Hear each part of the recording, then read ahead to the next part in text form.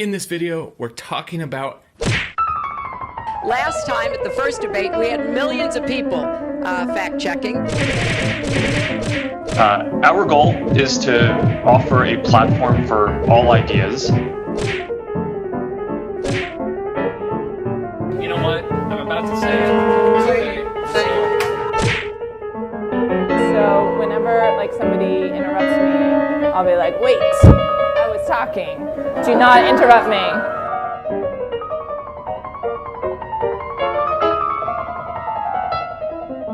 I'd rather not say, but the answer is yes.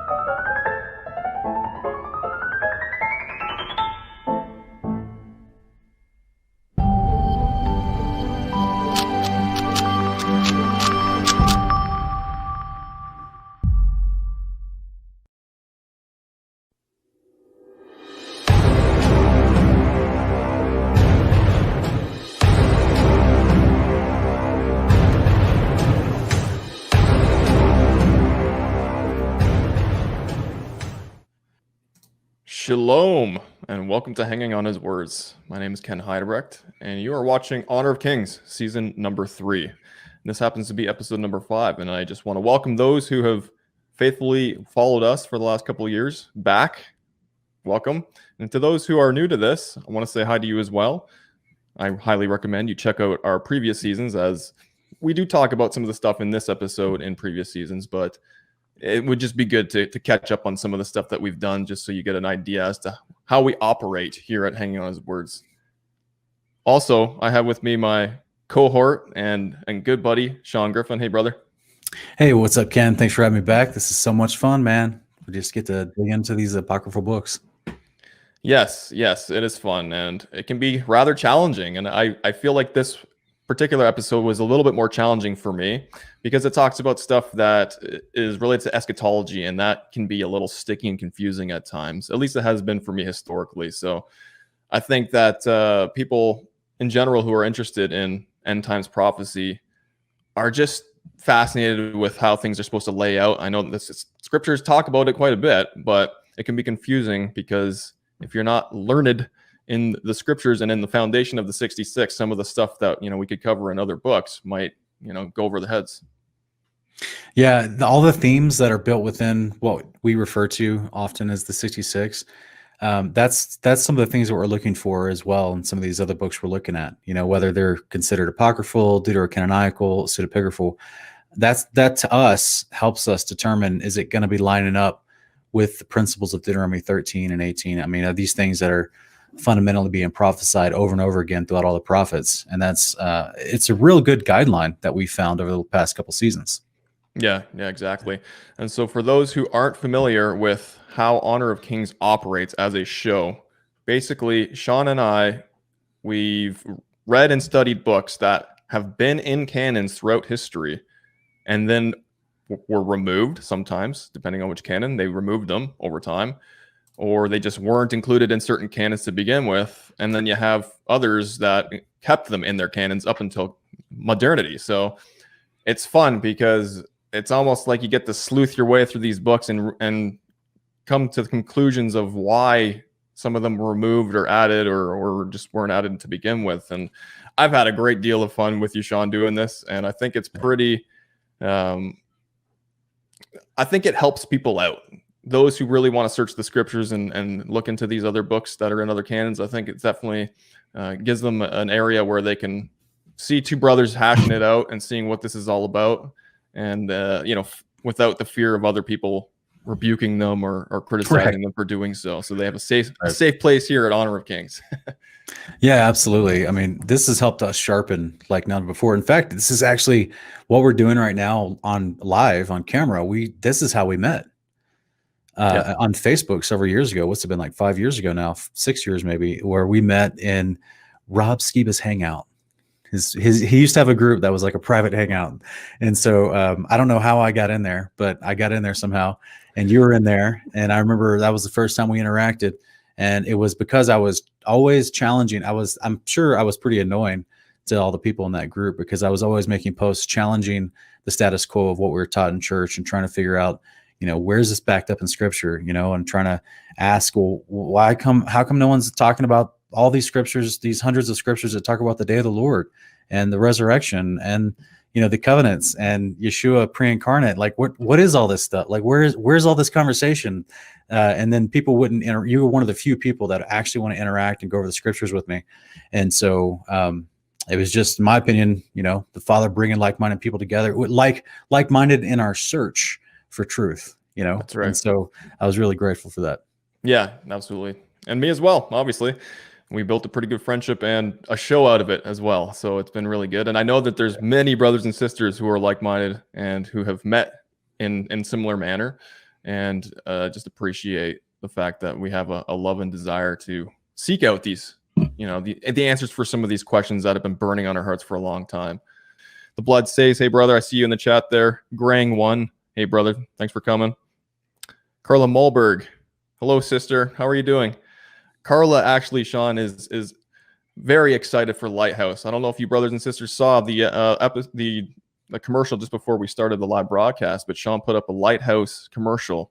And I know Sister Carla is specifically excited for the release of this platform, because she has a business that she's put on hold for a long time that she feels she would be ready to launch on such a platform as Lighthouse. So brothers and sisters, be looking out for that in the coming weeks. It's going to be an exciting thing where like-minded people who don't want to have their speech suppressed and be shadow banned and not allowed to talk about things that they feel are important in today's society and the world, they can come to this type of platform and not be censored, which is huge.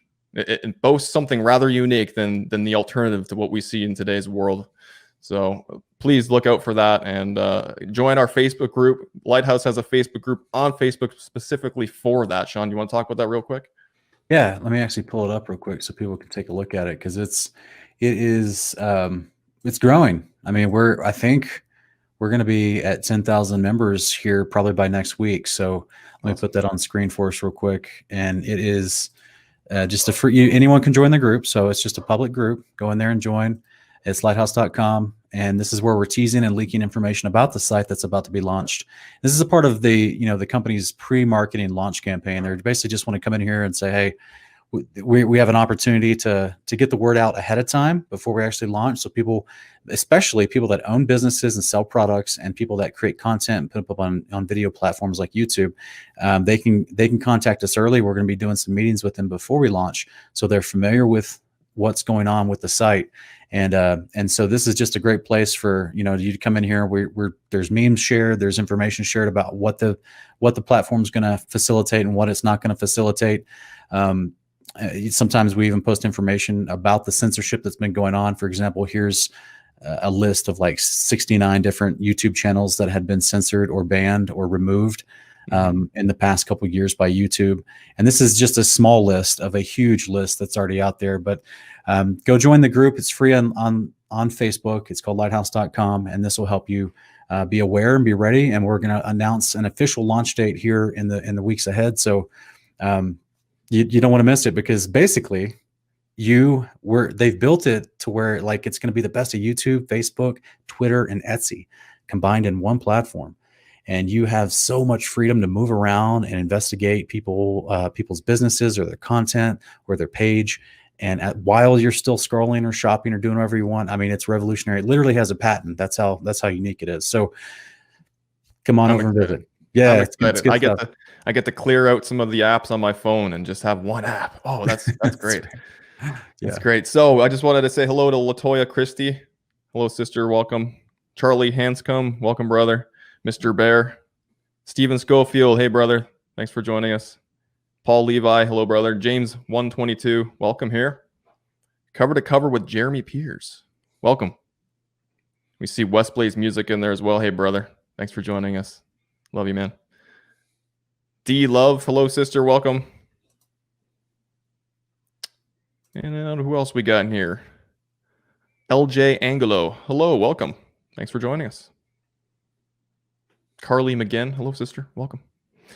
So guys, tonight's episode is going to pick up from last week where we had the cliffhanger where Baruch essentially leaves us with this question of what the tribulation, which is to continue, or what the Father told him about, whether or not it's going to take a long time or how many years it'll embrace, essentially is what he's asking. He wants to know, is this going to take, a couple of years before all this happens, or is it going to stretch out over a long time? Can you kind of tell me some information about that? We're going to cover that. Natural question, huh, Ken? Like if God tells you, I'm going to explain to you the end times, and you're like, oh, wow. So you would have some questions. Yes, absolutely. And I like how the Father responds to him, and he's not condescending like some of the angels seem to be when other brothers like Enoch are like, hey, what's this about? And he's like, why do you want to do? I like that that reference to Enoch, because we also see Ezra in Second Ezra is kind of having the same attitude as we see Baruch and Enoch having. It's like there's a mixture of gratefulness that they're being shown this stuff through vision, usually accompanied by an angel showing up, but they're also just their natural humanity kicks in, right? Where they're just like a kid asking a whole bunch of questions. That's really cool. Exactly. Yeah. So, what do you think, man? Should we just jump into it? Let's jump into it. So this one basically is going to reviewing these 12 parts of the end times as this chapter goes into.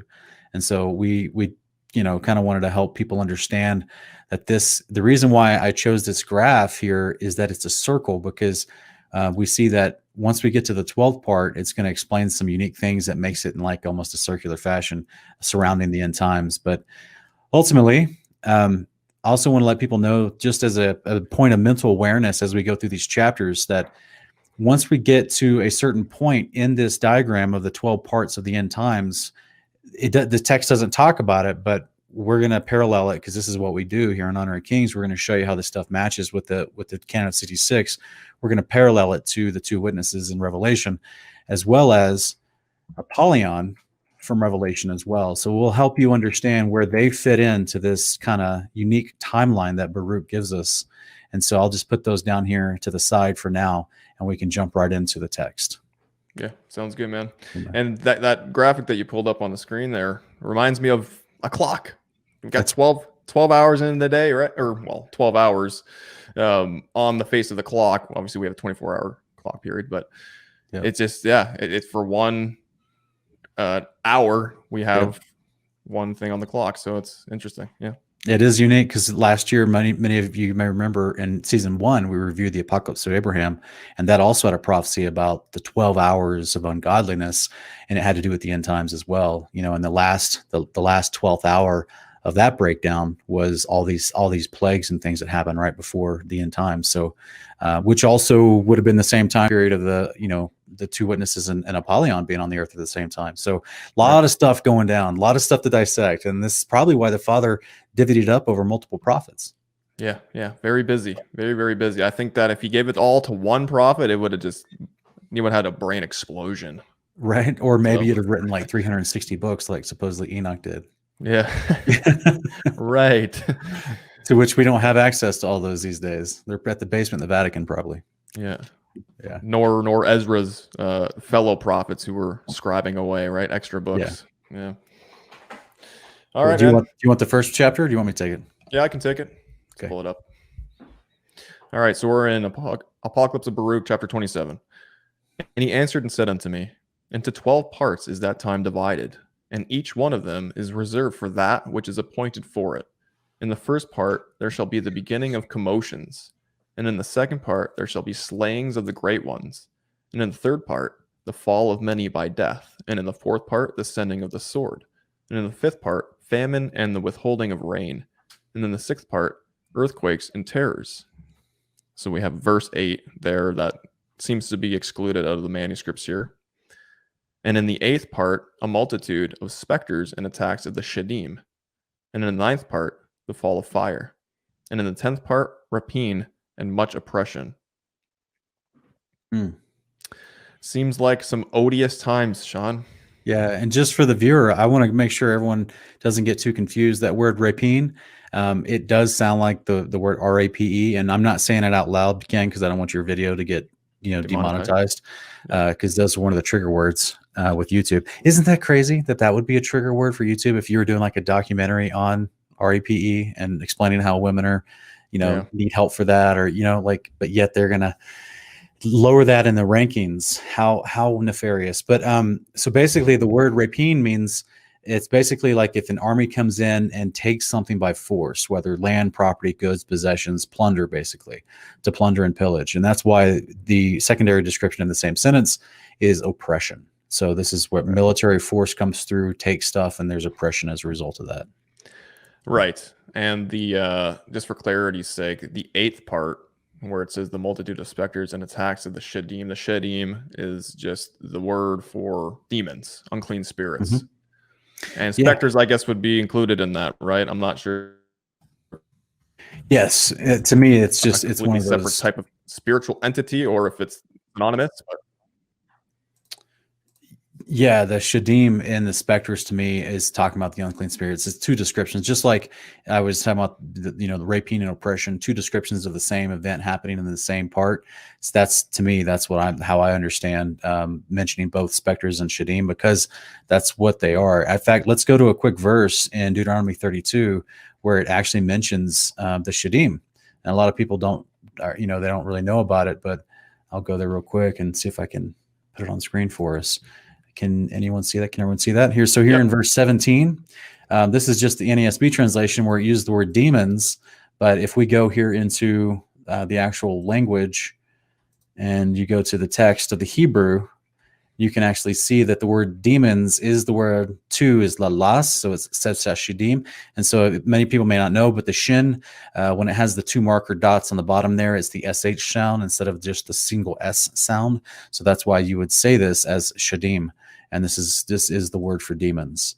So this is the shades is also sometimes what it's called, I think, in Isaiah 13 and other places. So yeah, that's what we're looking at.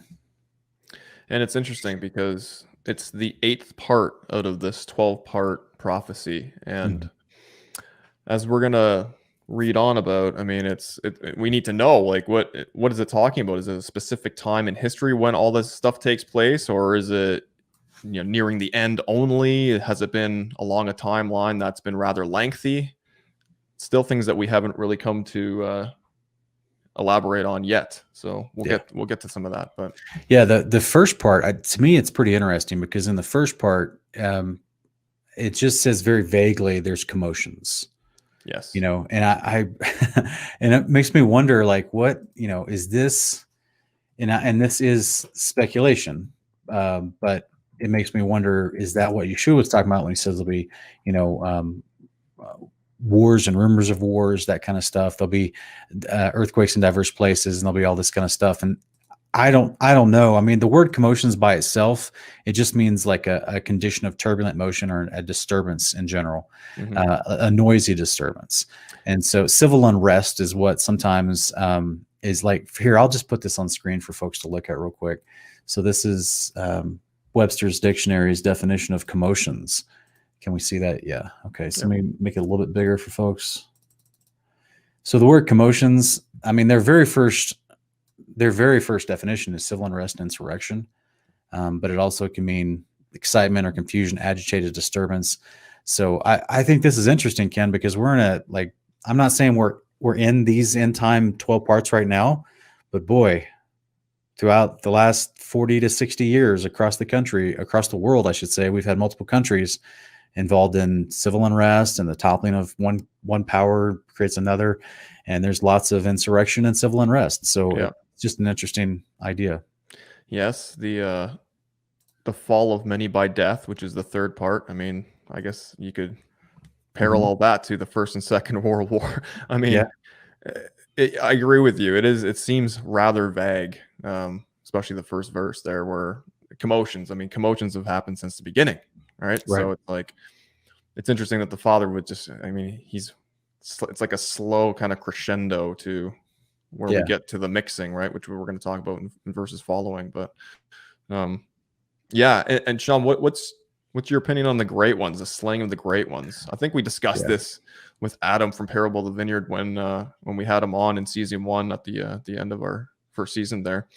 Which, brothers and sisters, if you guys haven't seen that, Sean, Adam, and I we discussed this chapter out of Baruch and several other chapters out of other books as well. So you might want to go over there and check that out from season 1. It was a good, fun episode that we had with Adam from Parable of the Vineyard. Yeah. Let's see if I can find it real quick. But my basic idea of here, I'll put this up for people to see. It's the prophecy of the end. It's where we went with season 1 finale. If you guys want to go check that out. But the slaying of the great ones, basically, it reminds me of Revelation 19, where it talks about the great ones. But also reminds me of it reminds me of just the whole idea of I want to look into the original text, to be honest with you. I want to look into, and this is the part I don't have access to when it comes to the Apocalypse of Baruch. I want to look at the word great and how it's used right there.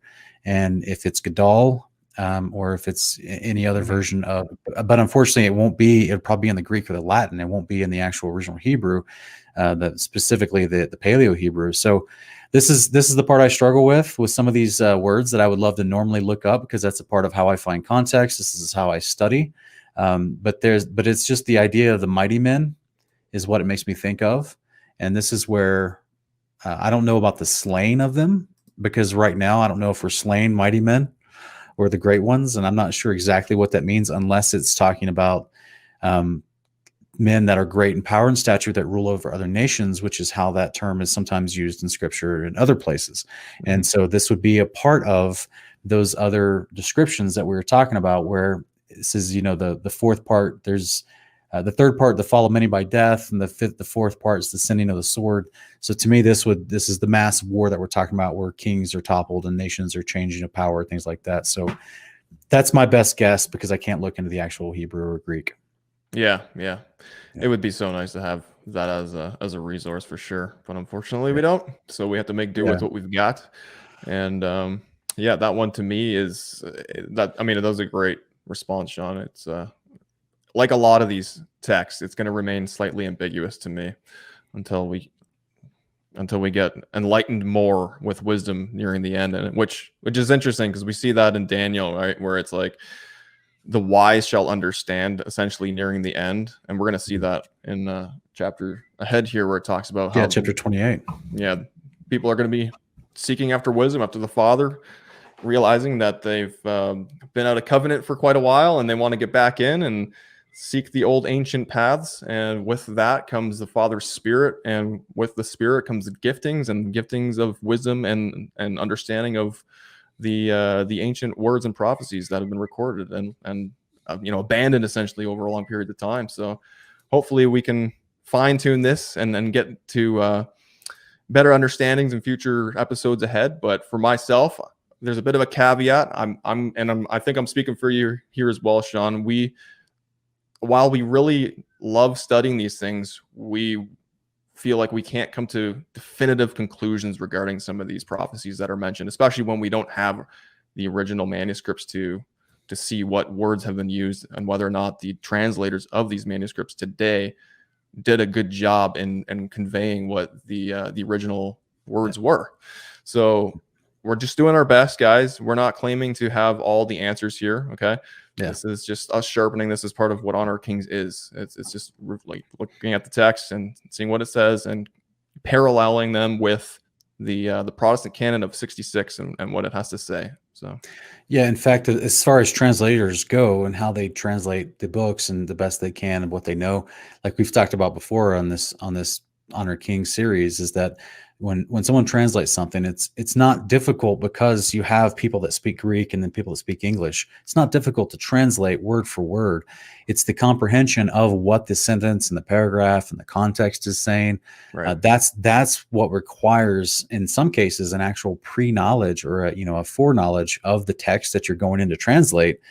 But think about this, guys. Sometimes the people that are handed a manuscript from ancient Greek and they're said, please translate this for us. Well, the person that's handing the manuscript, he may not have any understanding of the law and the prophets, or the actual context of the Bible in general, all the, the concepts within it. He's just looking word for word, how do I translate this over? And therefore, if something that he translates doesn't make sense, he'll never know. He'll never pick it up because he doesn't know the context of the story, the history of the people, the book itself, the theology built into all the books that's consistent. So this is why when it comes to some of these books that doesn't have the depth of scholarship like we do with the modern canon of 66, like I can go into the book of Hebrews, and you can go into certain translations like the NASB, and you can see all the italicized words are the words that have been inserted by translators, trying to make sense of what they think it should say from the Greek. Now that you don't see that in every translation, but thankfully some translations actually show you by italicizing those insertions, which I think is very helpful, because you can see in certain places, especially like in chapter 9, where they just insert the word covenant and it shouldn't go there at all. Right. Right. Because, you know what I'm saying? Like it revealed that they didn't understand Jeremiah and the covenant and Isaiah and a whole bunch of other places. Yeah. So therefore they did the best they could and what they thought, because they had this dispensational supersessionism, Trinitarian theology, and they just started inserting words to make sense of it. So we don't have even that option with stuff like the book of Baruch. So we're just doing the best.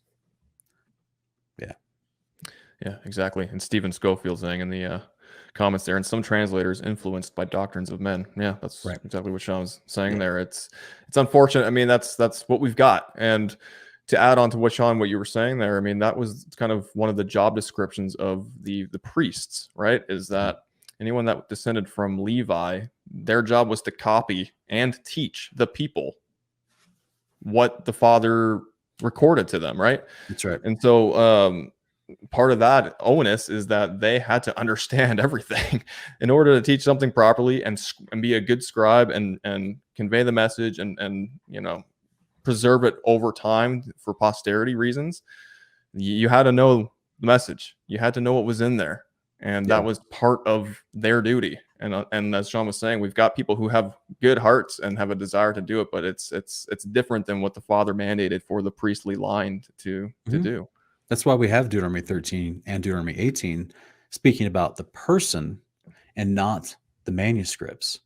So the premise of those chapters is telling you about if there's someone that's leading you, that comes in, who's a dreamer of dreams, sees visions, or who prognosticates something, and that doesn't come true, or that person, even if it did come true, and if he's trying to lead you away from the covenant with Yahweh, they're a false prophet.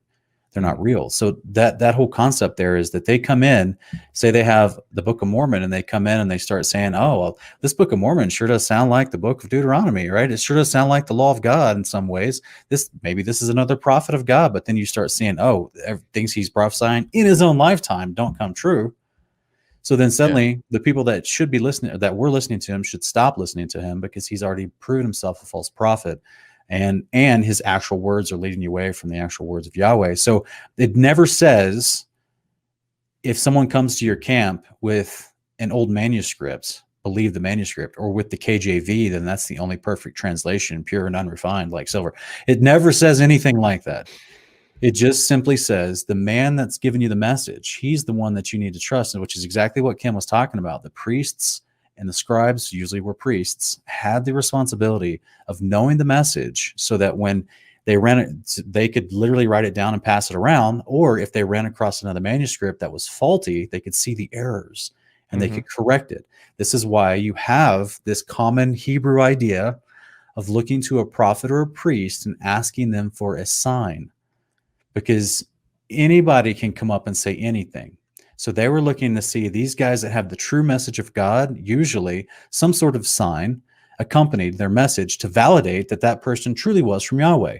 And this is why, sometimes the sign came in the form of an actual immediate prophecy that was about to come true.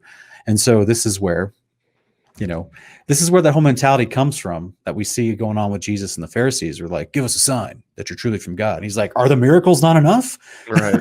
You know what I mean? Is my sound doctrine that I'm telling you everywhere I go, is that not enough? Yeah. And he's like, all right, this wicked and adulterous generation, they're just going to get the sign of Jonah.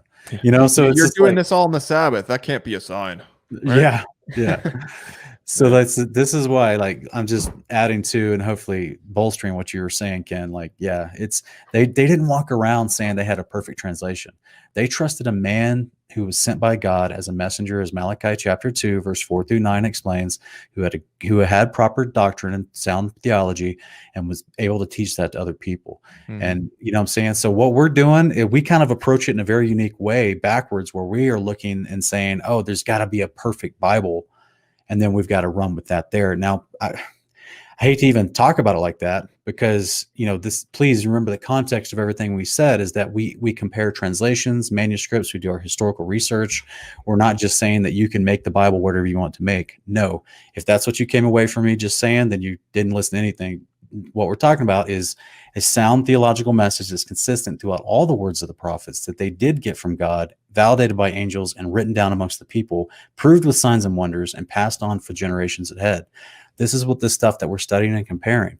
So at no point are we just running through here saying, oh, well, that I don't like that, so we're going to throw that out. No, the whole point of this show is that we're lining up consistency in doctrine. Yeah. Amen, brother. Amen. I agree. Yeah. So you want to move on to chapter 28? I think we've kind of concluded that a lot of what's talked about there needs to be assessed based off of what's coming forward. Yeah. I just had a quick question. Unfortunately, we don't have verse 8 in this manuscript, which I'm sorry to hear. So we don't know, what is it, the seventh part. We're missing the seventh part, whatever that is. Yeah. But the eighth part, I wanted to ask you, what do you think the eighth part mean? Like we've already defined it, literally means unclean spirits, but what do you mean the attacks of? What do you think that means?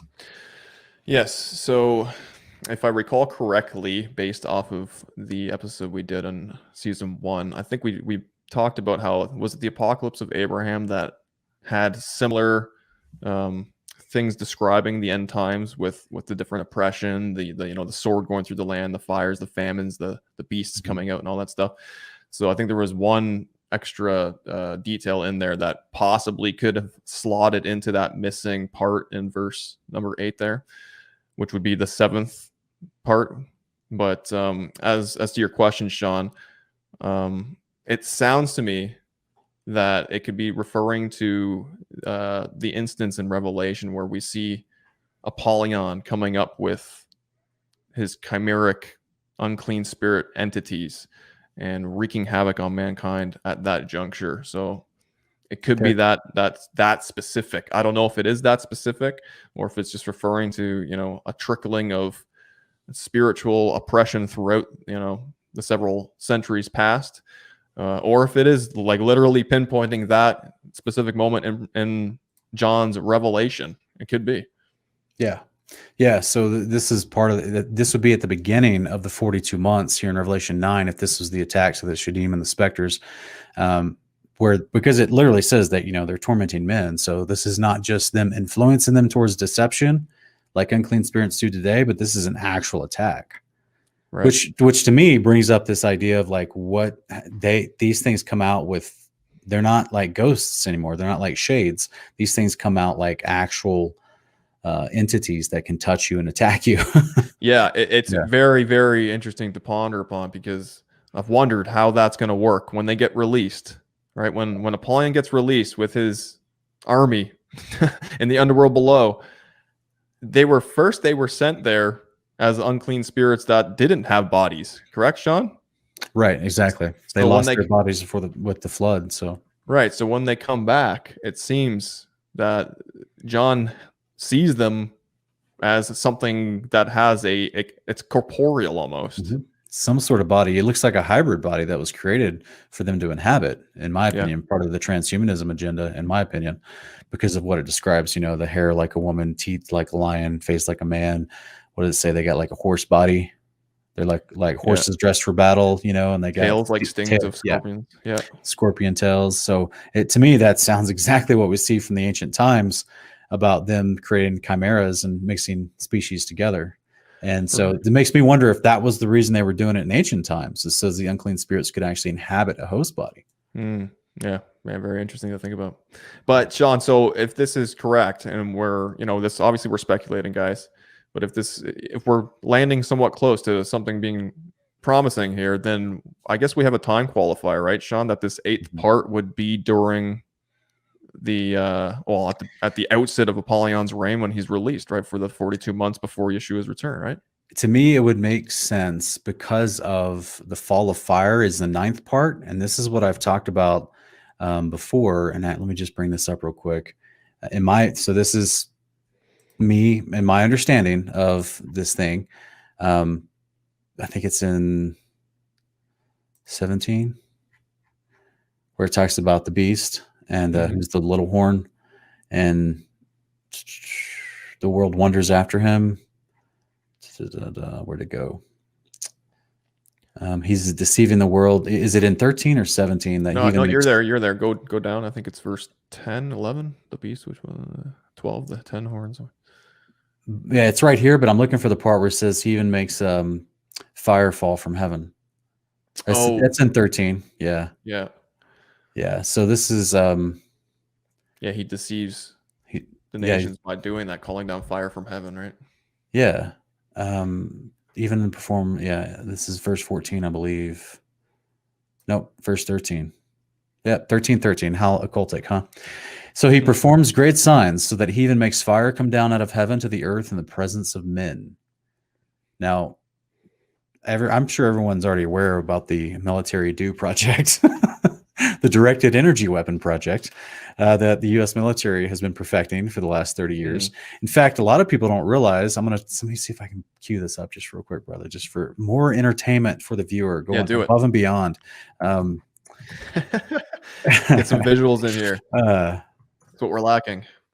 Yeah. Here it is. All right. It's only 1:30. I'm going to take the sound off, so hopefully we won't get any kind of copyright issues. Let me put it on screen here. This was actually in a movie called Real Genius back in like 1985. And this was the intro, and it's about the directed energy weapon project. And this is the intro to their movie. Obviously, we got a fake space globe setting with a high altitude plane. This type of plane was spoken about in 2010. It's a part of a DARPA project that can go Mach 22, supposedly. And but the idea was they would retrofit or outfit this particular high altitude plane with an actual laser. And this was a part of the directed energy weapon projects that were already going on back in the 80s. And so this laser, according to like the premise of this movie, Real Genius, was that this college group of physics advanced students were being able to build the mirror lensing for the laser as well as some of the component pieces for the laser. And they didn't realize they were doing a project for the U.S. military. And so because the goal of the U.S. military was to be able to pinpoint from really, really high altitude something as small as a car or an individual and shoot them with a laser from space and fry them. Right. Interesting. Right. That almost reminds me of another movie, Sean. I think it was one of the James Bond movies with Pierce Brosnan. Was it The World's Not Enough, where they were able to get some sort of a massive laser out into space, and it yeah. Same. That's it's been in a lot of different shows, to be honest with you. And so this is, to me, this is the physical manifestation of this prophecy in our modern times as the enemy continues to press forward with getting the nations of the world to help it build the things that it wants to build in order to fool people for deception. This would be one of them. And from a military standpoint, we just went over that concept there, right? This would be consistent with part 9 that we're reading from Baruch 27, the fire falling from the sky. But from a theological standpoint, what do we know that's going on with Jerusalem right now? We've got Zionists trying to build a third temple. And when they do, they're going to want to dedicate that third temple. And in scripture, a true temple from Yahweh was dedicated by fire falling from the sky. Right. That was one of the signs. It happens with Abraham. It happens with Elijah. It happens with Solomon's temple. It happens in Leviticus 9 with Moses and Aaron.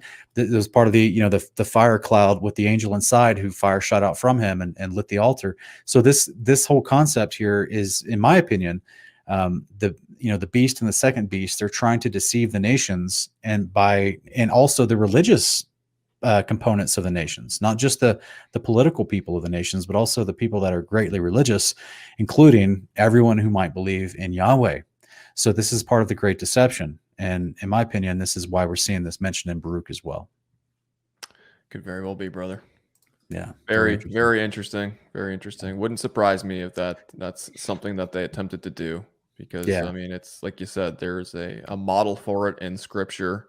And if you're going to validate a temple that is not supposed to be there, but people don't know about it, then you're gonna try to do something that's in like fashion to what was done before in times to get people to to buy into what you're trying to do. So it wouldn't surprise me, man. Yeah, and to me, this is why the 10th part would match with the military pillaging of other peoples and nations and land and property, which is called rapine and oppression, because you would have, this is the beginning of the first seal with the Antichrist, the beast, going out to make war on the nations. So, Right. but yeah, we'll jump to the rest, and we'll go to the parts 11 and 12 of this prophecy here in just a few minutes when we come right back.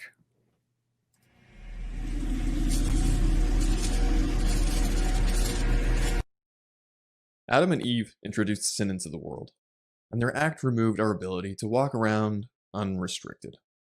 No need to worry, though. Hanging on his words has got you covered. Literally. Find a link in the video description. In this video, we're talking about... Last time at the first debate, we had millions of people fact-checking. Our goal is to offer a platform for all ideas. You know what? I'm about to say it. So whenever like somebody interrupts me, I'll be like, wait, I was talking. Do not interrupt me.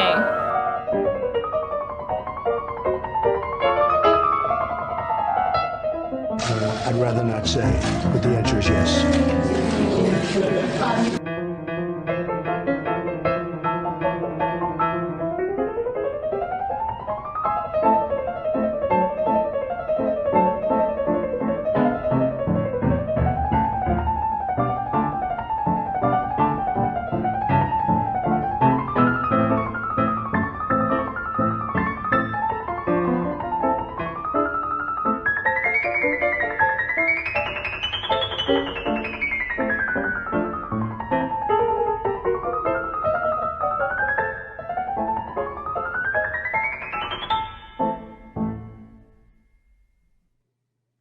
We are back. Welcome. Thank you so much, guys, for sticking around with us. I see the chat is still lively, and it's growing. So thank you for joining us, brothers and sisters. I see there's about 50 some odd people watching right now. If you guys wouldn't mind just hitting that thumbs up button or the thumbs down. If you don't like us, you don't like what we're talking about, that's fine. You can hit the thumbs down button too. But either way, it would be appreciated if you could leave some sort of a mark that you were here watching. And if you could subscribe as well, if you're new and you have not subscribed to this channel, please do so. And also go over to Sean's channel, Kingdom in Context, and hit his subscribe button as well. He does amazing videos, and we're partners in ministry here. So we're kind of a package deal when it comes to stuff like this. So please show us both some love if you've been benefited by anything that we've done over the last couple of years. That'd be really great. Thank you, Stephen. Yeah, thanks, Stephen. Appreciate you. The blood saves. Good to see you, brother. Thanks for your support. You've been with us for a long time. All right. So here's 27 verses 12 through 15. And you want me to read this part real quick? Yeah, go ahead, man.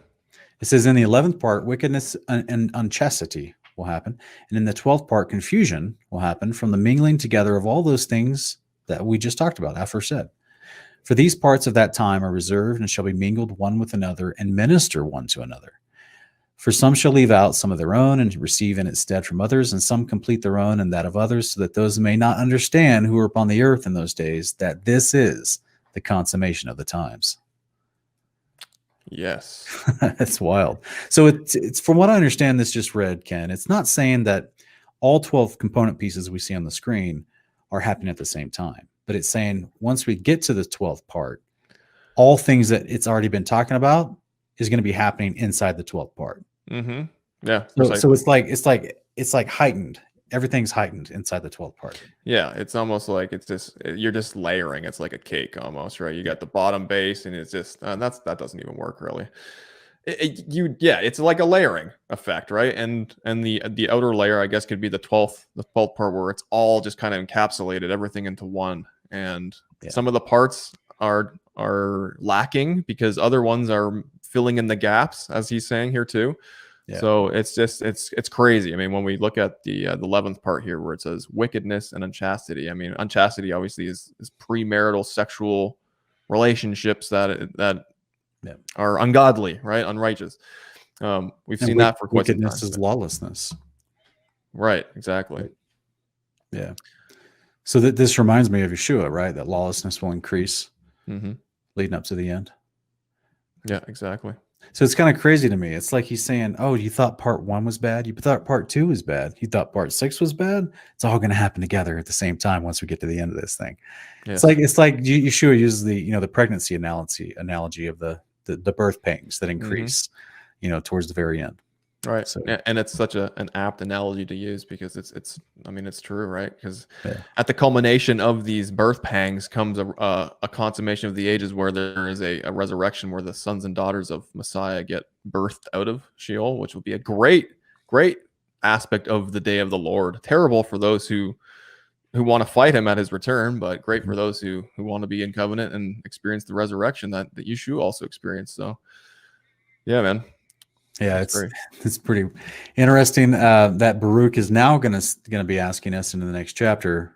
And I don't know if you want to take this one or not. Oh, by the way, I just put the two witnesses in the Apollyon picture. I just put it in the 12th thing there, right? Just to let people know that this is going to be, from my understanding, this is going to be when the 42 months from Revelation is truly in effect, is in that 12th part.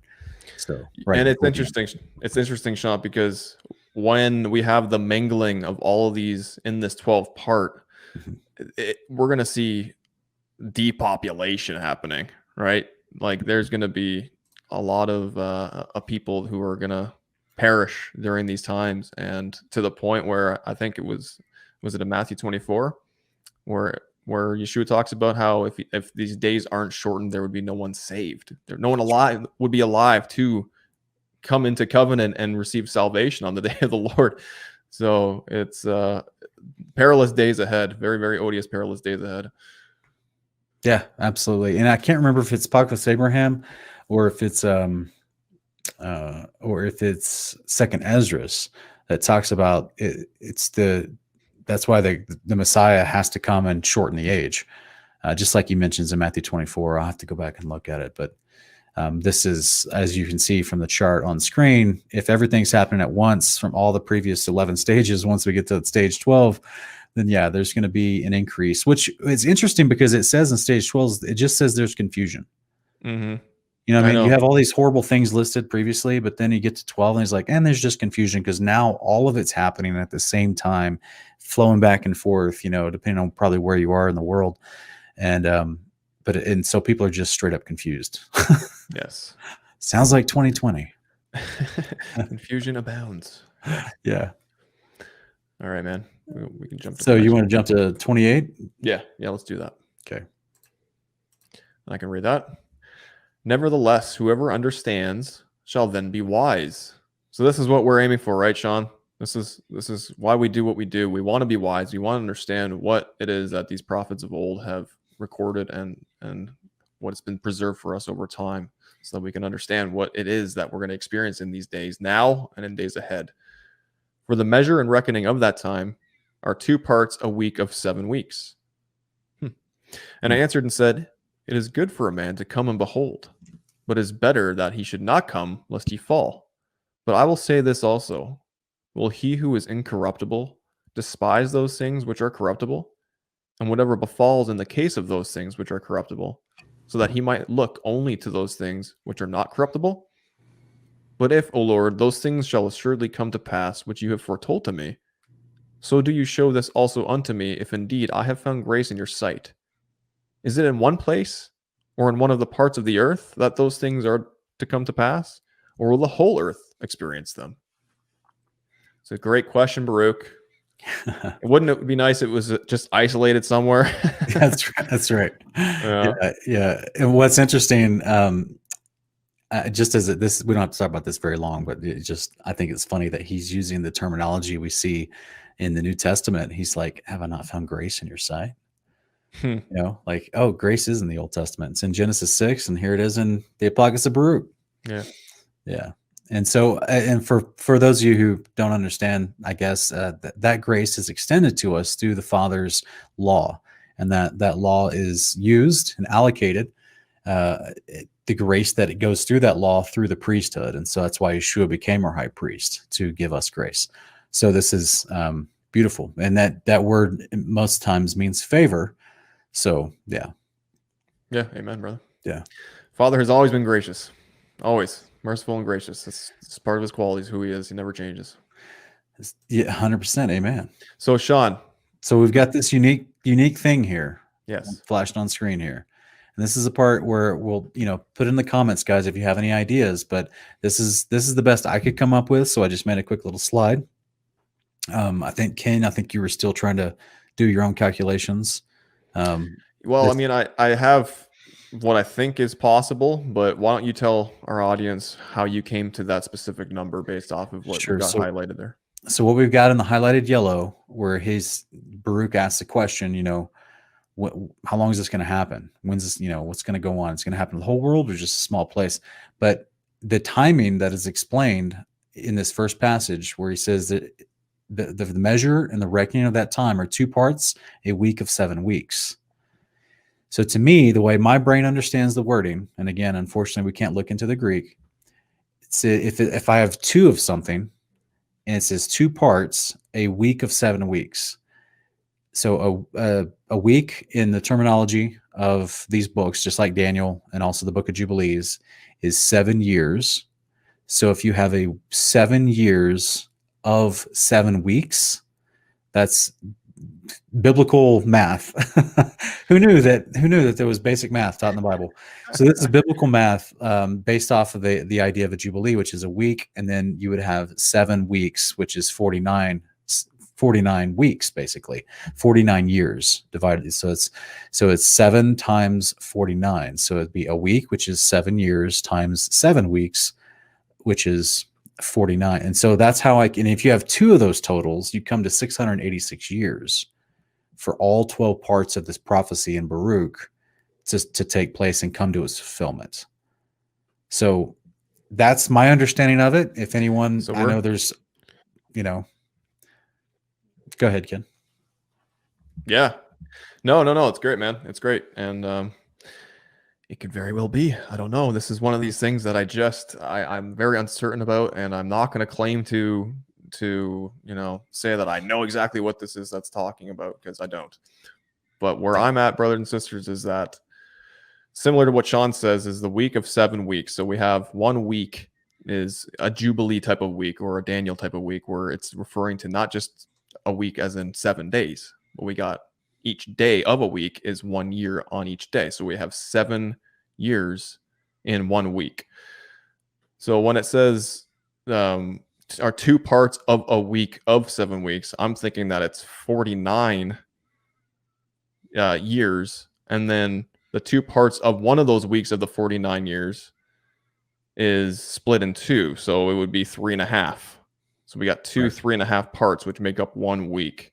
And so to me, when I was going over the math the first time a couple of years ago, I was like, oh, wait a minute, that might line up with the 42 months of Apollyon's reign, right? Where there's a 3.5 year period where he comes, out of the bottomless pit with the angelic or the unclean spirits, and wreaks havoc on the earth for 3.5 years. So I'm thinking, could this be what it's talking about here? That there's, out of these 2 parts of 1 week, we have a 3.5 and a 3.5.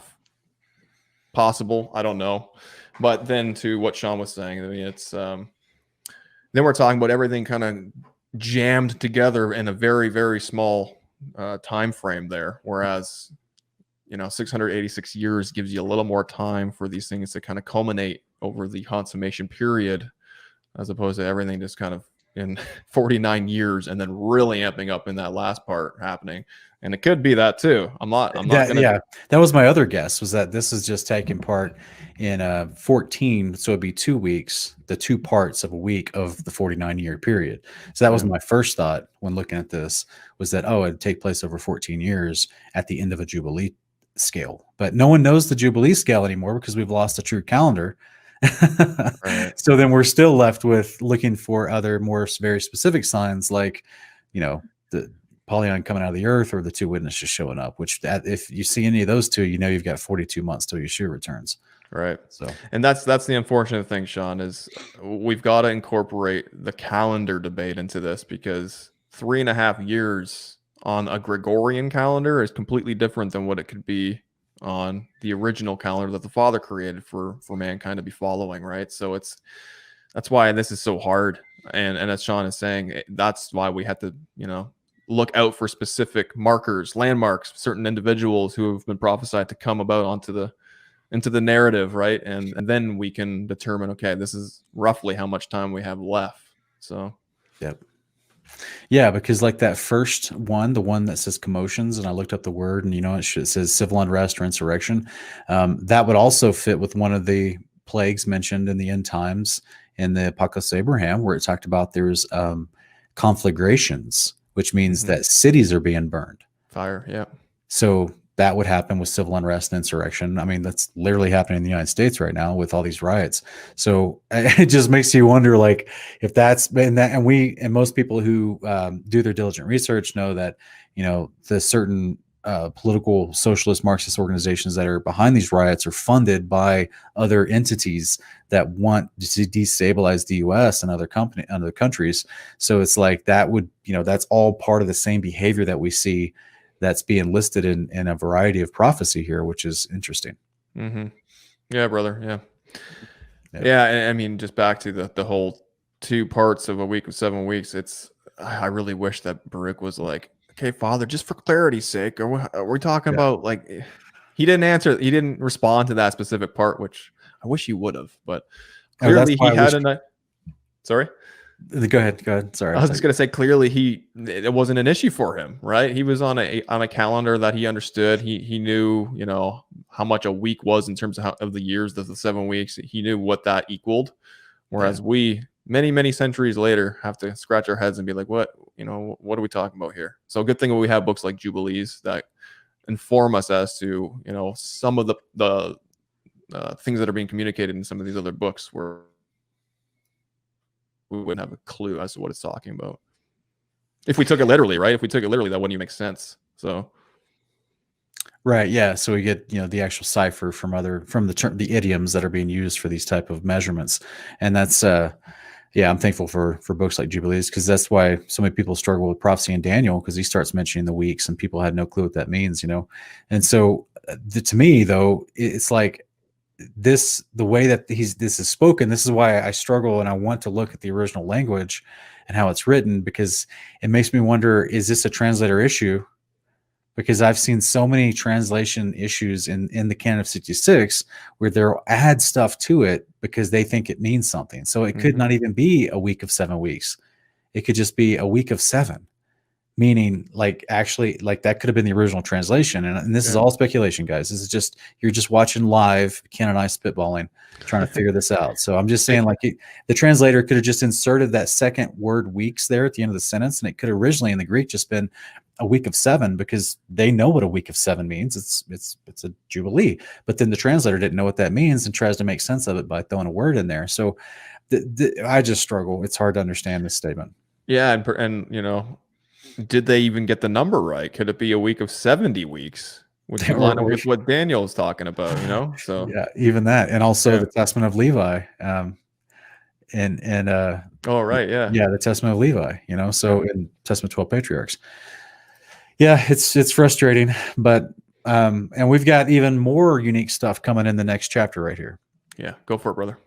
So it says here in chapter 29, verse 1-4, and he answered and said unto me, whatever will then befall will befall the whole earth. Because Ken, remember, he was asking, like, is this going to just happen in Israel, or is this going to happen all over the world? And then the Father's saying it's going to befall the whole earth. Therefore, all who live will experience them. For at that time, I will protect only those who are found in those selfsame days in this land. And it shall come to pass, when all is accomplished, that was to come to pass in those parts, that the Messiah shall then begin to be revealed.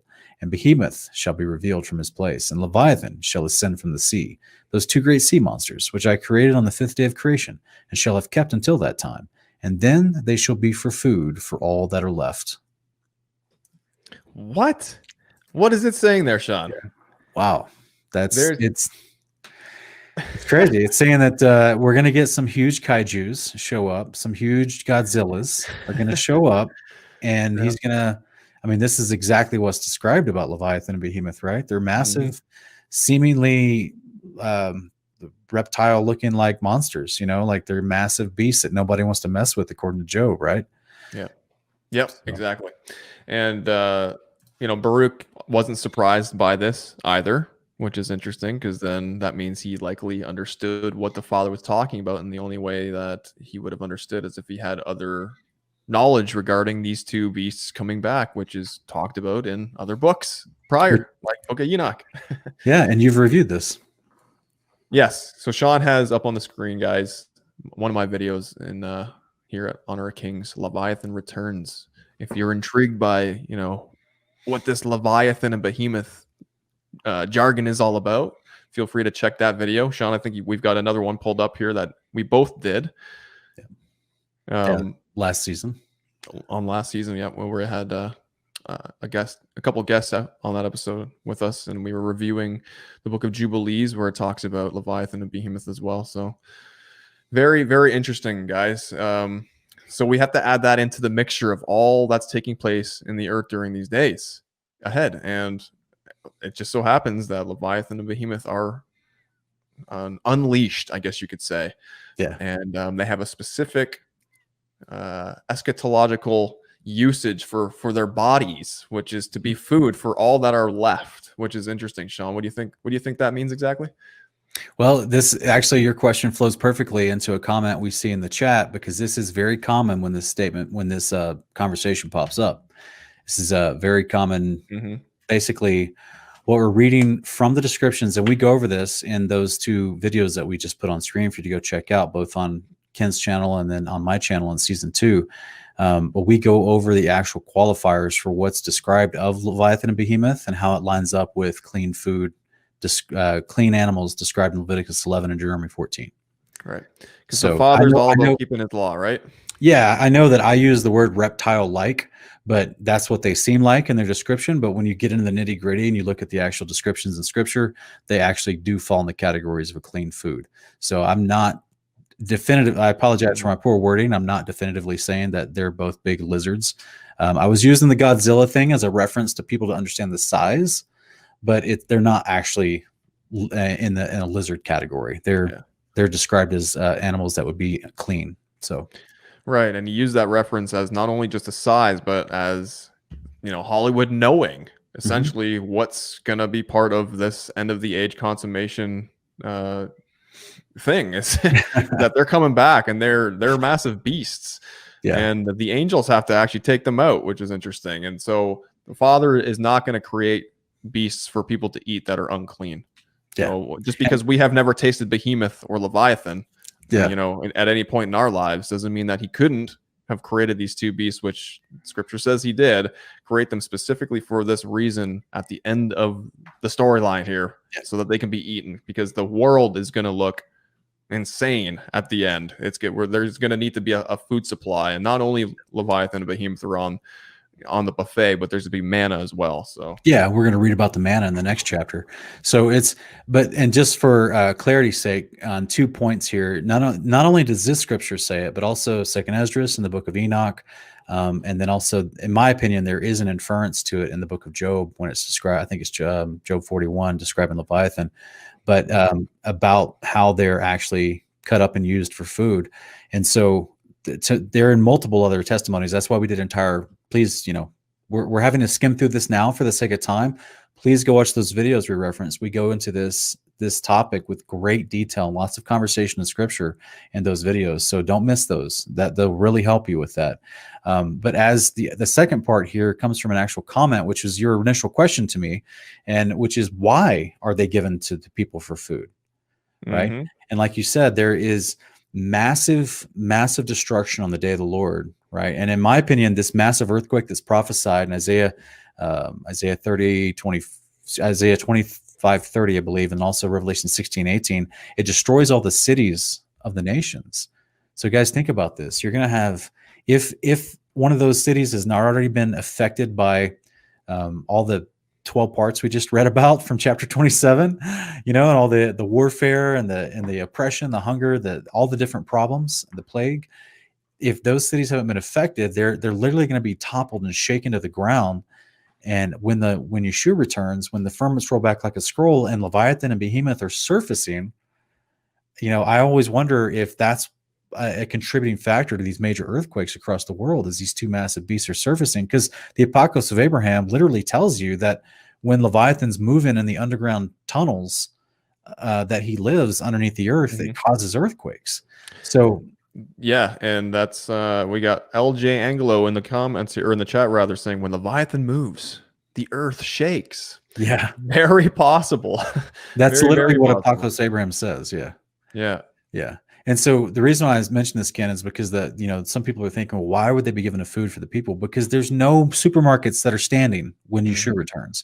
All the food sources are destroyed. I'm just going to guess most of the land has been messed up because of warfare, which is why we see in other descriptions of the end times, like the Apocalypse of Abraham and in Revelation, that the beasts of the earth are affected by this too, and the land's affected by this. There's famine across the whole earth. So people were already starving. So what we're seeing is when this moment happens, when Yeshua returns and Leviathan and Behemoth are slain and used as food, he's literally saving people. And he created these beasts on day 5 of creation for this very purpose. That's why we don't see them right now. They're hidden away for this very purpose, to pop up, to be used as a food source. And yes, if there is amongst the survivors of the nations of that day, if there's any vegan or vegetarian of that day, you're going to eat some Leviathan and Behemoth regardless. That's right. Yeah, exactly. And it just astounds me that the Father, knowing the end from the beginning, knew to create these beasts at the beginning, to keep them alive, and to have them kind of in suspended animation, I guess you could say, until the end, when it says here, the Messiah shall then begin to be revealed. We want to highlight that in this passage, in this chapter 2, guys, that this is a book that's referring to the Messiah returning at the end of the age as well, in addendum to Behemoth and Leviathan being revealed as well. Currently hiding out. And so it just astounds me, Sean, that we got these beasts that the Father knew way in advance would need to come into play nearing the end, and he, through his faithfulness and love and just being a father who's likes to provide for his children, created these things specifically for that reason. You had a really good explanation there, man. Yeah. What's so hilarious about the hypocrisy of the world is that the world would laugh at what we're talking about right now and say, "Oh, it's like medieval mysticism and fairy tale." Yet the world spends hundreds of millions of dollars making movies about Leviathan and Behemoth popping up and the nations trying to fight them. Whereas scriptures say that only the angels can kill them. That's how big they are, right? So this is a big deal. So like the enemy knows the Bible's true, and they're telling you stuff about the Bible all the time, but they're just telling you from a twisted perspective. And of course, the people that are duped by the schemes of the enemy mock the Bible while going to pay $15 for a ticket to see Godzilla in 3D. You know what I'm saying? The hypocrisy is just mind-blowing, but that's what happens when you're deceived. And, but the good news is this is a part of the Father's plan to actually keep people alive when he returns. Because remember all those people that showed up for the sheep and goats judgment in Matthew 25:31? Yeah, they had to be fed in order to get there because they didn't have any food on the earth whenever all this really comes to fulfillment and goes down. Exactly. And we have members of the Musk family who also believe that there is a Leviathan below us, guys. I won't get into detail about that, but yeah, we've mentioned that in other videos, I think, but it's very interesting. This isn't just random people believing this stuff. It's high level individuals who have invested interest in creating corruption in the earth and providing false realities of what's taking place in this world, and they need to trick you into believing something completely different while also believing something that Sean and I are discussing right this second. So absolutely, man. And in fact, it goes on in the following chapter to express the manna. So do you want to read this? Yeah, This is the following verses. Okay. Apocalypse of Baruch 29. The earth shall also yield its fruit 10,000-fold, and on each vine there shall be 1,000 branches, and each branch shall produce 1,000 clusters, and each cluster produce 1,000 grapes, and each grape produce a core of wine. And those who have hungered shall rejoice. Moreover, also they shall behold marvels every day. For winds shall go forth from before me to bring every morning the fragrance of aromatic fruits, and at the close of the day clouds distilling the dew of health. And it shall come to pass at that selfsame time that the treasury of manna shall again descend from on high, and they will eat of it in those years, because these are they who have come to the consummation of the time. Beautiful. So great, man. What an amazing promise. Yeah, and this is what hurts my heart so much about the second Exodus teaching, is because they take some of these incredibly awesome parallels that we see in prophecy about the day of the Lord that we do see paralleled in the Exodus events, but then they completely skip over the resurrection. Mm-hmm. You know what I mean? So like I've done 4 full videos on the second Exodus. Go check them out on my Milk and Meat playlist if you're interested. But this is another wonderful parallel with the Exodus, bringing survivors out of Egypt, out of all the cataclysmic plagues and destructions that happen in Egypt. You got the typology is 1-to-1 here. It's completely lines up. All the things that we've just been talking about in chapters 27, 28, these 12 parts of leading up to the end times, where the world's going crazy and there's all types of different destructions happening. And then when the Messiah returns, he comes back and he slays these 2 monsters. He's bringing down a city with him. He's going to open up the treasuries of heaven and drop bread from the sky. He's literally the bread of life, bringing bread from heaven, guys. Yep. And he's going to bring it down to the people that need it. And these are the people that did not make the first resurrection. Yep. This is the King of glory sitting on the throne of mercy, extending mercy to all these people that either didn't know about him or had rejected him. This is an incredible depiction of our Lord and King, our Messiah, the Son of God. And I just think that like it's a travesty that people would take this out of the Bible. Mm-hmm. It's crazy. Preach it, brother. I know. It really is. It's because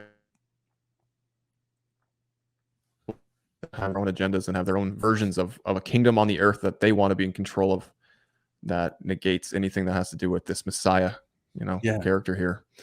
But man, I mean, like, look, what do we got here? 10,000-fold on each vine. Like, we're talking about, it reminds me of like when they were going into Canaan and they saw these massive grapes being carried.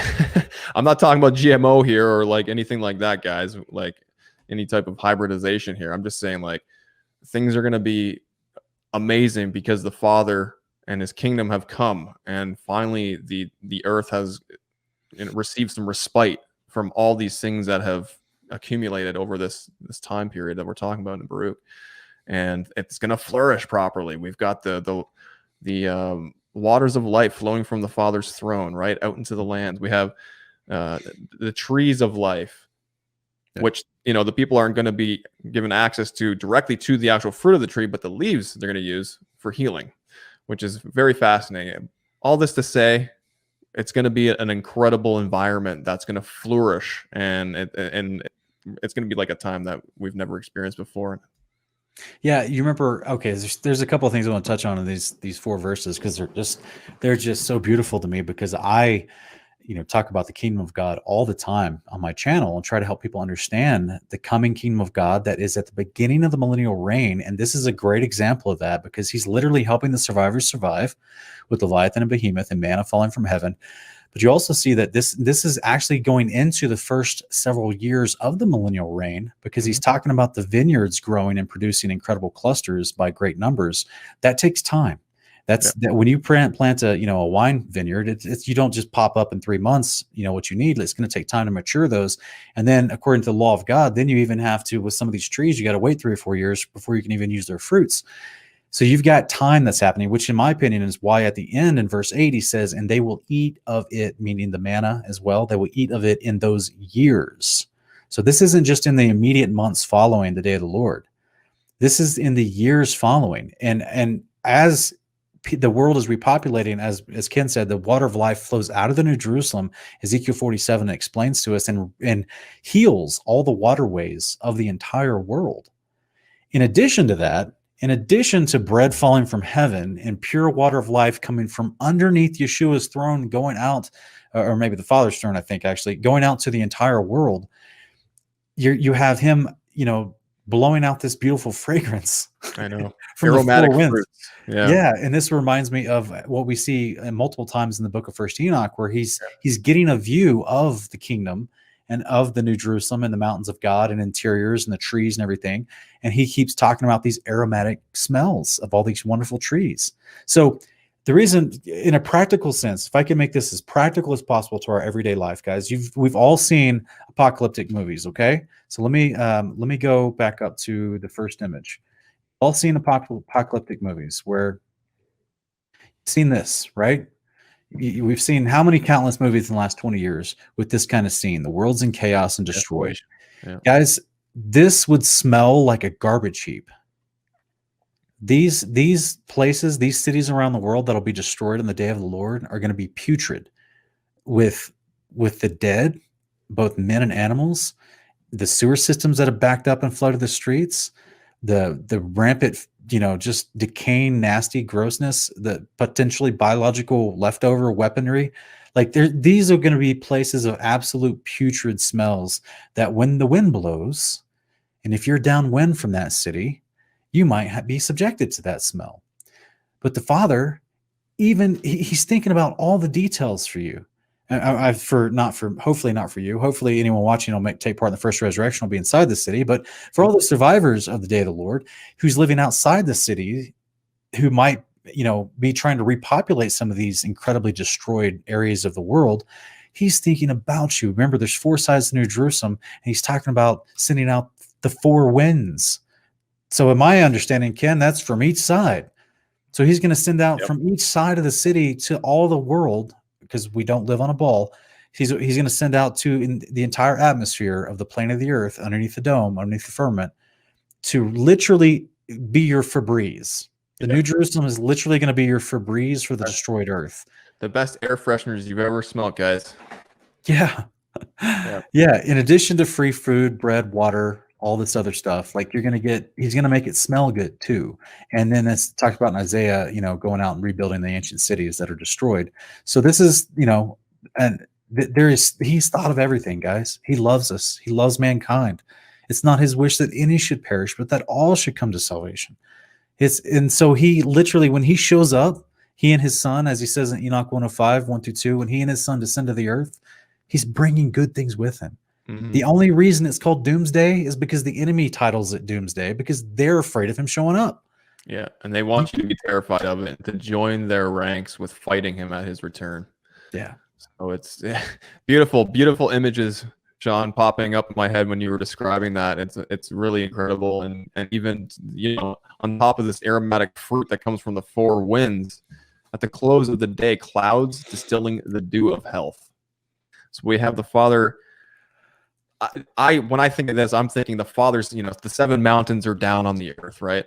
And we have these cloud formations taking place, and then they just disperse across the land. They're just dropping the dew of health, and it's from the waters of life. So it's just things are going to turn around. It'll have that apocalyptic nastiness at first, but as we know, over time, the Father's earth will look exactly as it should.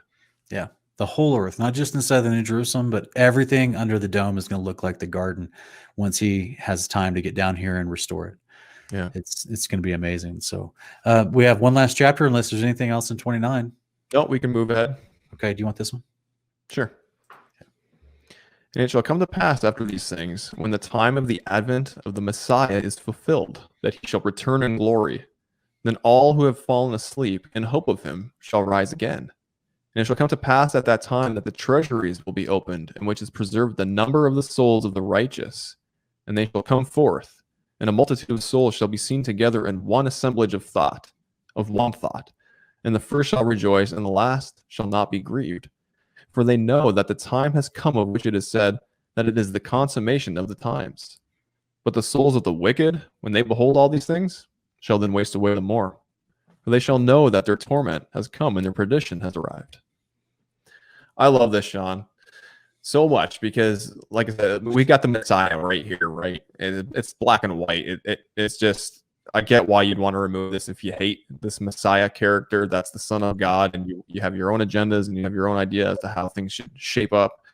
But what's interesting to me at the beginning here, brother, when the time of the advent of the Messiah is fulfilled, that he shall return in glory. That's right. So That's right. if he returns, what does that imply? He was here before. Exactly.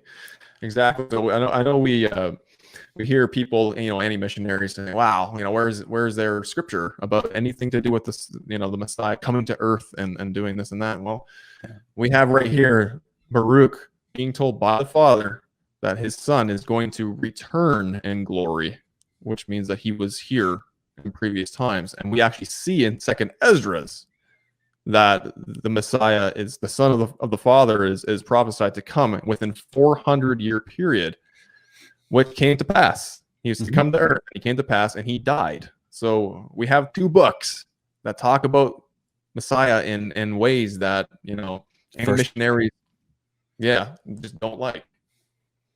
Yeah, it just lays it out for you very blatantly by literally calling the Son of God and the Messiah in the same prophecies, and they talk about his first and second coming.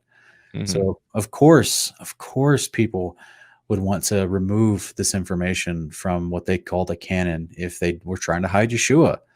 So yeah. Right. Yeah. What else we got here, man? I mean, we've got the resurrection, right? Then all who have fallen asleep in hope of him shall rise again. There's 1 Thessalonians 4:13-18. Exactly. Yep. That's the first resurrection event.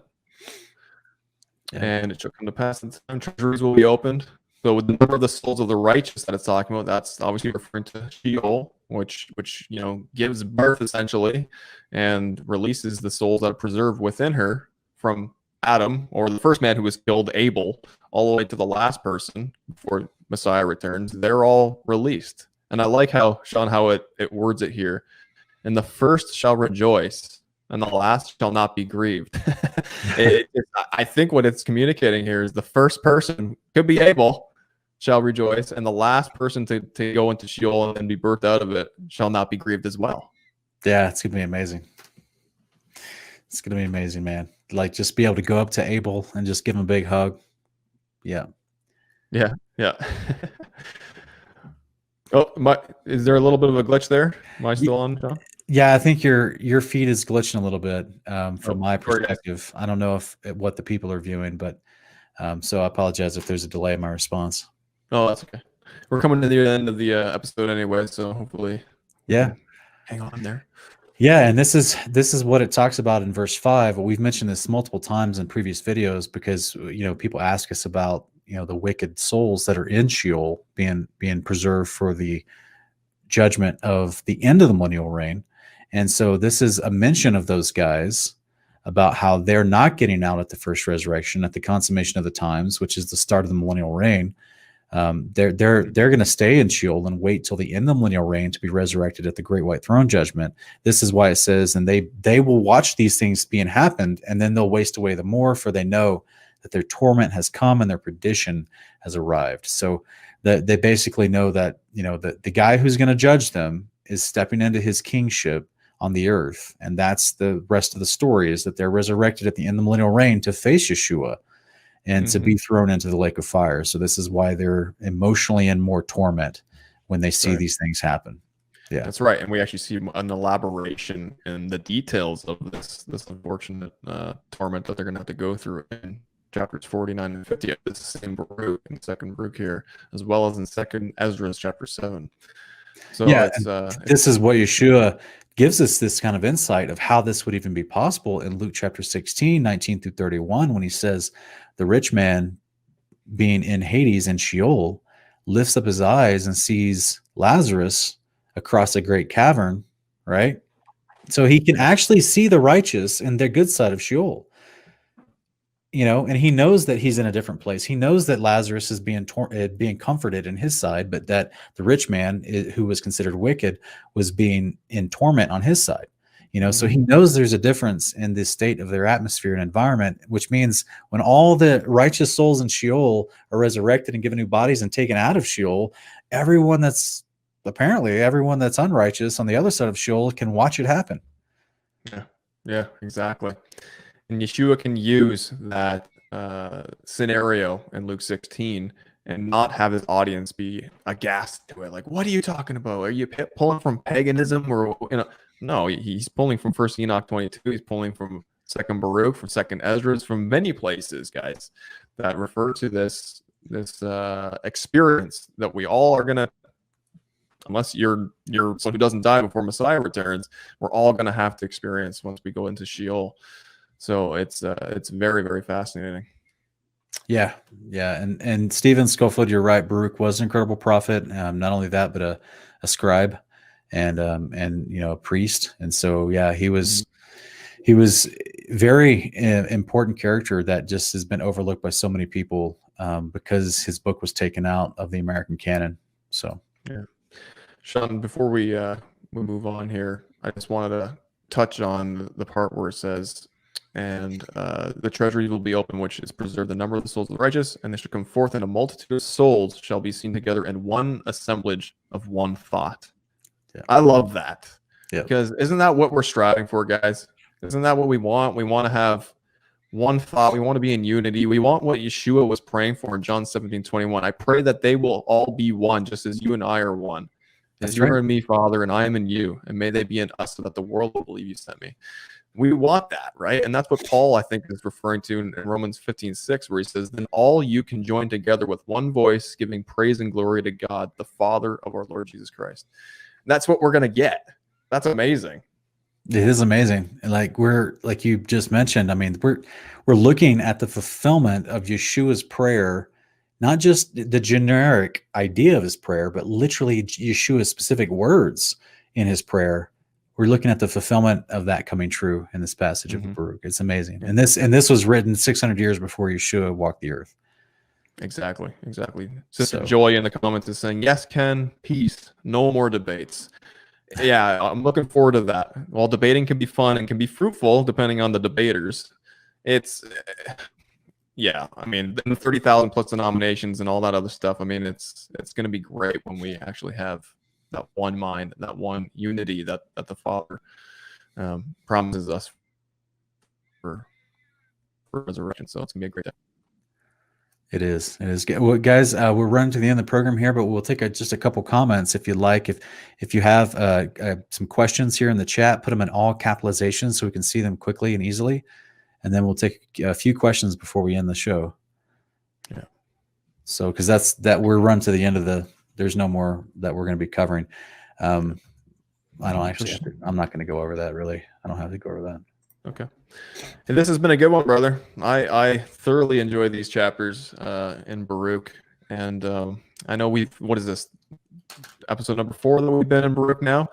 And I'm not sure. We might actually switch gears here and move to something else. Yeah, if you guys want to let us know kind of in the comments, if you're watching this after we go live, let us know in the comments if you guys are okay with us remaining in 2nd Baruch, or if there's other books that you want us to address. I mean, Sean and I, we have a long list, and we've got time to go through some of these, but give us your opinions. Yes. Yeah, put them in the chat or in the comments if you're watching this later. Yeah, thank you. Looks like Joy has a question. Do you have any idea how much you guys are loved and appreciated? Appreciate it, Joy. Yeah. When I peruse my comment section after videos and stuff like that, and just see you guys providing encouraging remarks, it does bless me a lot. Like I often go through them and just think this is a great family we have. They're very encouraging, and I'm glad that we are appreciated, because there's a lot of sweat and tears that goes into this stuff. So I mean, we got haters too, unfortunately, but the ones that appreciate us, we thank you for your kindness and your love and support. Absolutely. Yeah, we've had haters literally since we started. Like within, I mean, that's how Honor of Kings started, because we were on a different channel that decided to start hating on us, and we had to leave that channel. And this, this show came with us, obviously, because this was our idea. So like we started out with fire. We started out with lots of people coming at us for nonsense, and just because the traditions of men got in their brain and made them forget how to act like brothers in Christ. So like, we pushed through it because both Ken and I have received the letters, we've received the messages, we've seen how people are affected by this, because not only has it changed our understanding of Scripture, but it helps so many people understand the Bible better in their walk with Yeshua, and it motivates us to do this. So you guys showing up and putting a like on the video, putting a comment, join us in the live chat, little stuff like that, supporting our Patreons, like, donating to us and how you do all that stuff keeps us going, keeps us encouraged. We really appreciate you. Yeah, I mean, this is our heart's desire, right? I mean, there's nothing better that we enjoy than going through the scriptures and presenting them to people who want to listen. There's nothing more important. I mean, look at the times we're living in, guys. I can't watch Super Bowl. I can't watch any of the stuff that is just meaningless.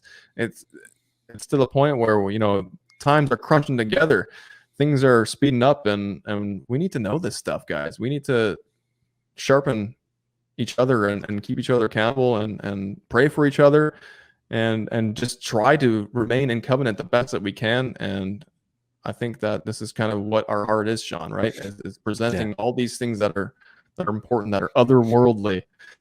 And hopefully that more and more people, as people start to wake up, will quote unquote gravitate towards channels like this. And unfortunately, we have platforms that are suppressing the outreach of these channels, which is why we need Lighthouse.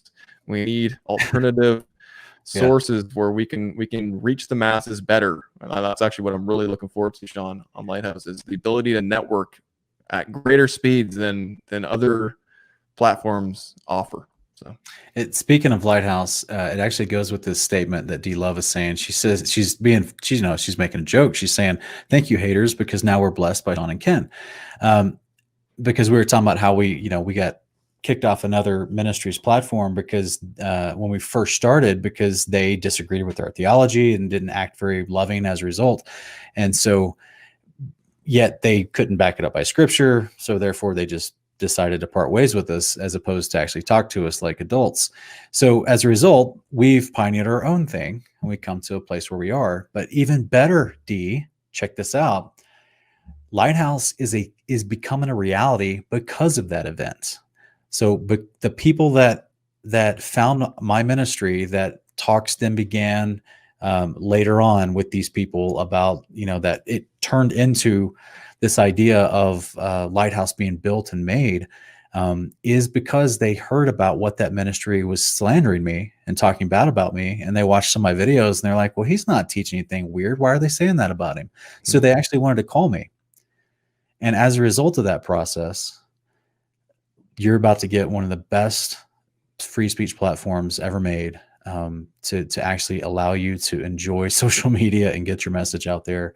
And so the Father definitely turned evil into good. Yeah. And it's literally happening and before my eyes in the last 2 years. So cool. We have a quick question though, from LaToya. I don't know if you want to try to tackle this one, Ken, or do you want me to tackle Clementine? A little bit. Yeah, a little bit. Very, very rusty.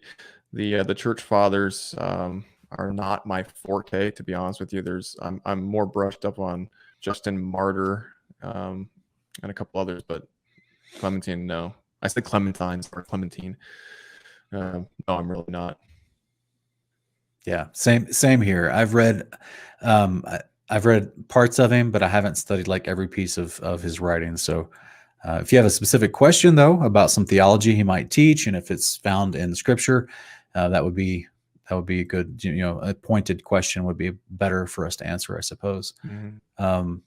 I personally try to stick towards Scripture and some of these books that we discuss on this channel, and even some of the earlier church fathers that, someone like a Polycarp or within 1st century, 2nd century. Anything beyond that, honestly, it just gets too watered down, too pagan infused in my opinion, and I would prefer not to spend the little time that I do have reading stuff like that. I mean, I'm not saying that we shouldn't if you have the time to do so, absolutely. But me personally, I can't get to some of these texts, unfortunately. So maybe one day. But. Yeah, if you know the 66 that we have really, really well, you start to get into the early church fathers and the 2nd, 3rd, 4th, and 5th century, and you start quickly seeing how they had deviated from sound doctrine. And this is where you start seeing the formation of all these wonky Catholic doctrines. So we don't want to go into a whole different breakdown of all the different church fathers. There's some that were good, a lot of them that were bad. But ultimately, that I would, like Ken, I just would encourage learning the Bible first. That's your foundation. Don't get off into the commentary. Learn the foundation first. We have Micah 6:8 is asking, what do you think about the Genesis Apocryphon? I personally, what little snippets I can actually find of it from the Dead Sea Scrolls translated in English, it's interesting because it actually, the parts that I read, it actually has Abraham teaching Pharaoh the book of First Enoch, which I think is amazing. It's truly amazing. But I think there's a little more out there that I read about, but did not actually have an English translation too. So Micah 6:8, if you've got a good link to the entirety of an English translated Genesis Apocryphon from the Dead Sea Scrolls, I'd love to take a look at it. Yeah.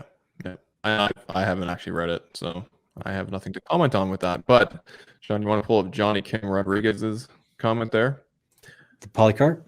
Yeah, they're asking Polycarp, like the fish, Polycarp was good, right? Yes, he was a direct apostle of John the Apostle, and unfortunately, we don't have many of his writings. They didn't. Well, I'm sure they were gotten rid of, but there was one that survived, and it's very good. It's very good. It's brief, but it's good. Yep. In fact, I actually used some of his writings in a video I did as an apologetic for the Apostle Paul. And let me see if I can pull that up just real quick. And that might help. Because several months ago, there was a lot of fire against Paul. And so... Yeah, the anti-Paul crowd came out, and Sean had to address that with the video. And it's a good video. Yeah, so I'll put it on screen real quick for us to look at, and you can go check it out because I used some of his writings in there because he does have credibility with what not just his theology but also with who he was trained by. So this is called "Was Paul Kicked Out of Asia Minor as a False Prophet?" And so I'm going to put this in the live stream for you to go check out as well as the link. But I actually used Polycarp's writings in here. Yeah, and he fully endorsed Brother Paul. Yeah, as did several individuals, who would be classified as church fathers. But well, Sean, I think this is as far as we'll go this evening. It's getting into the wee hours of the night here in Nova Scotia, Canada, and I just thank you guys so much for joining us again, and. Not sure what we're gonna do next week, but it could be Baruch. We might move to different chapters of Baruch. I'm not sure. It depends on. We'll leave it as a surprise. Yeah, we'll leave it. But thanks for joining us. Subscribe, please. Hit the like button.